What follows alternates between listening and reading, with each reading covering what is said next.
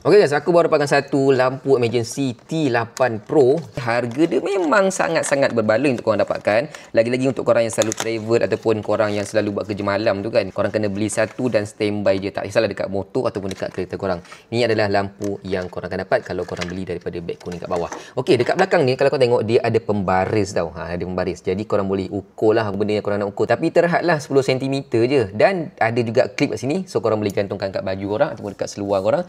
Jadi senang nak bawa ke mana-mana kalau korang nak gunakan. Dekat bahagian tepi ni kalau korang tengok dia ada satu lubang type C untuk korang cas kalau bateri dah habis, dan dekat sebelah lagi ada dua button lampu. Nanti aku terangkan function lampu dia, tapi sebelum tu nak bagi tahu dekat bawah ni dia ada magnet. Jadi kalau korang nak lekatkan kat kereta ke dekat korang punya lori ke, boleh je melekat sebab dia ada magnet yang agak kuat juga. Okey, untuk lampu dia pula. Atas ni adalah button untuk lampu, tekan sahaja dia akan keluar lampu macam ni. Mula-mula lampu dia tak terang sangat, dan kalau korang tekan kali kedua dia akan lebih terang lagi, dan kalau korang tekan kali ketiga dia akan keluar lampu kat sini, lampu warna putih. Tekan lagi dia akan keluar lampu warna merah pula. Kemudian tekan lagi dia akan mati. Kalau korang tengok kat bawah ni dia punya lambang dia lambang kilat, so maknanya lampu ni lampu kelip-kelip. Jadi tekan sekali dia akan keluar lampu kelip-kelip macam ni dekat bahagian depan. Tekan lagi sekali akan keluar lampu kat body pula warna merah putih macam ni untuk kecemasan kalau macam ada accident ke, ataupun kalau korang nak repair tayar pecah ke. Dan kalau korang tekan button ni kali ketiga dia akan keluar sekali dengan bunyi.